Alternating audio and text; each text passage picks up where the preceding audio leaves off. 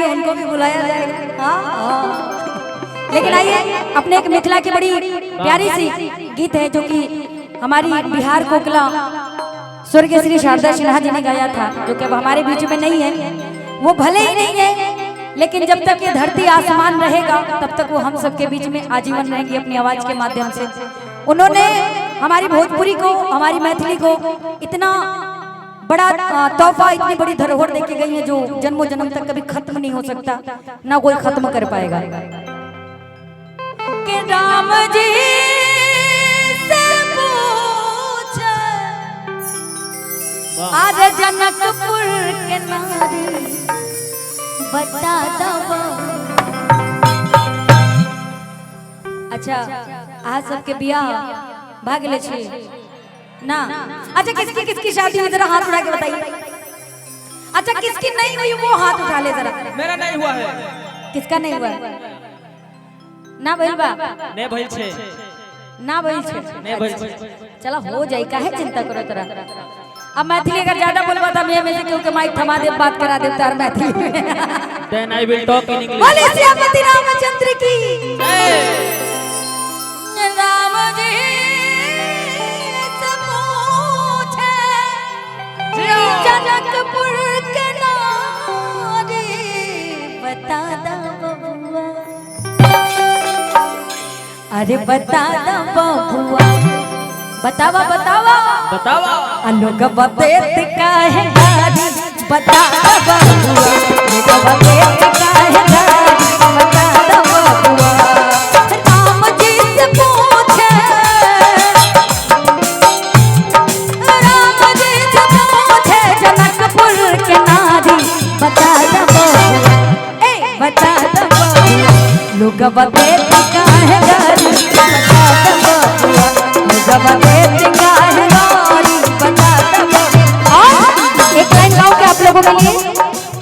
चलते रहो भैया।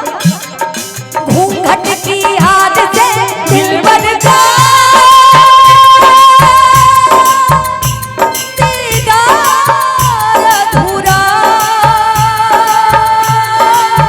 रहता है जब तक ना पड़े आशिक की नजर। जब तक ना पड़े आशिक की नजर श्रृंगार अधूरा रहता है। घूंघट की आड़ से दिलबर का लोग बतेत काहे गारी बता दो।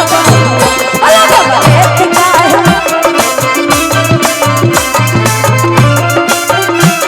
और बताए क्या पूछती हैं, बताओ।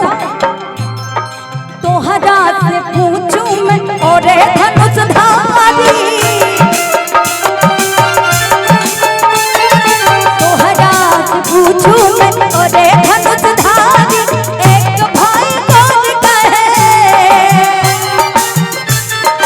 एक भाई कौन कहे, एक भाई कौन कहे दूसर को है प्यारी बता दो। और एक भाई कौन कहे आह पाहुन दूसर को है कारी। आई देखा कितना गोर बड़ा। हाँ गोरे लग रहे हैं ना? नहीं निमन बड़ा सुंदर मेहरारू मिली। आ ज्यादा मुस्कैबा तो फिर करिया मिली तो फिर हमरा के मत कहिया कि ज्योति माई खा के गई रही। और एक भाई कौन कहे आह पाहुन दूसर को है कारी बता दो बबुआ। अरे बता दो बबुआ। लोग बतेत काहे गारी बता दो बबुआ। लोग बतेत काहे गारी बता दो बबुआ।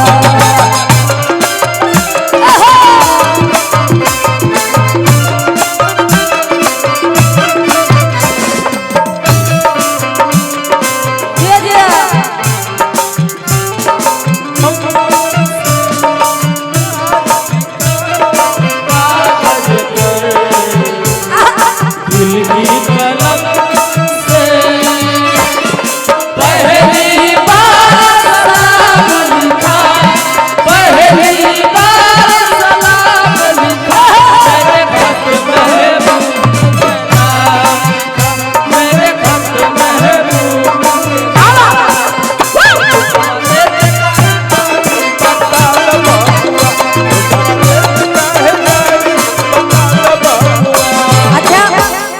में सबसे ज्यादा ठाट किसके होते हैं? जो अगुआ होता है, जो शादी करवाता है। राम जी की जिन्होंने शादी करवाई थी, उनको देख करके मिथिलानियां मालूम है क्या कहती हैं? पूछो क्या? अरे पूछो, जोर से पूछो। हाँ, ये बात। ई बूढ़ा बाबा के पागल पागल दाढ़ी, ई बूढ़ा बाबा के पागल पागल दाढ़ी, देखे मैं तुमर पतर, देखे मैं तुमर पतर, देखे मैं तुमर पतर, खायो भोर थारी। समझो भाई से। अरे देखे मैं तुमर पतर, तोहरे लियन कि देखे मैं तुमर पतर, अरे खाए छी भोर थारी। बता दो बबुआ का तारी के बुढ़ऊ देखे में मर्द ऊपर मातर लागत और आई हो दादा लागत कि भोर बराती के खाना अकेले खा जइहन। हां कि देखे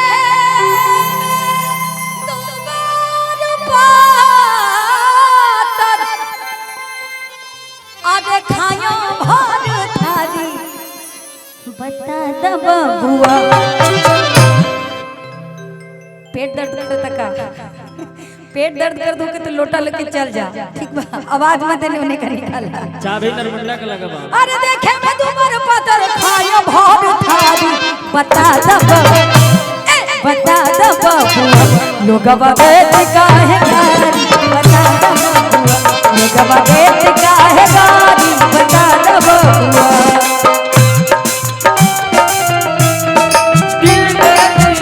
बेदा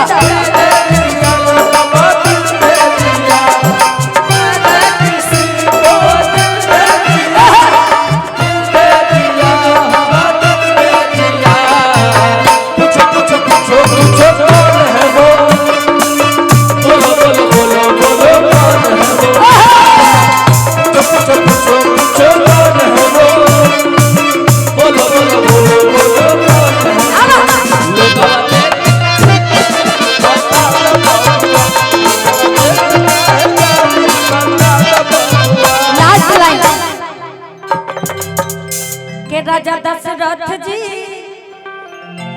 कैले होशियारी।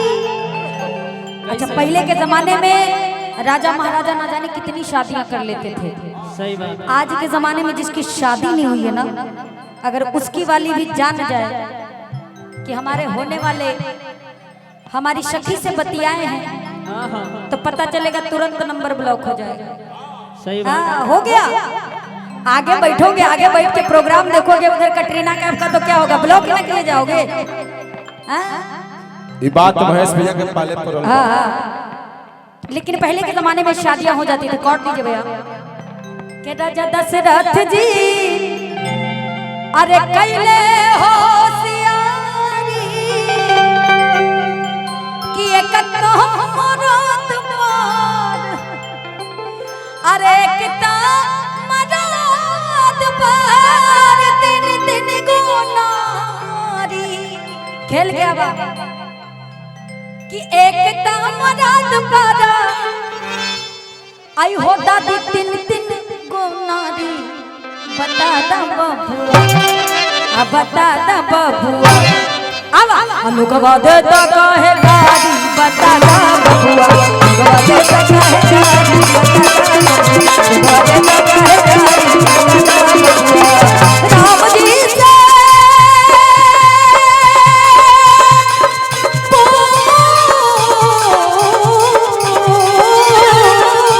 पूछे, राम जी से पूछे कि हाय मिथिला के नारी। आवा लोगवा देता काहे गारी। बता दा बबुआ लोगवा देता काहे गारी। बता दा लोगवा देता काहे गारी। बता दा लोगवा देता काहे, लोगवा देता काहे, लोगवा देता काहे, लोगवा देता काहे गारी। लास्ट वाला ही तो लेवे के रहल हो। वाह बोले सियापति रामचंद्र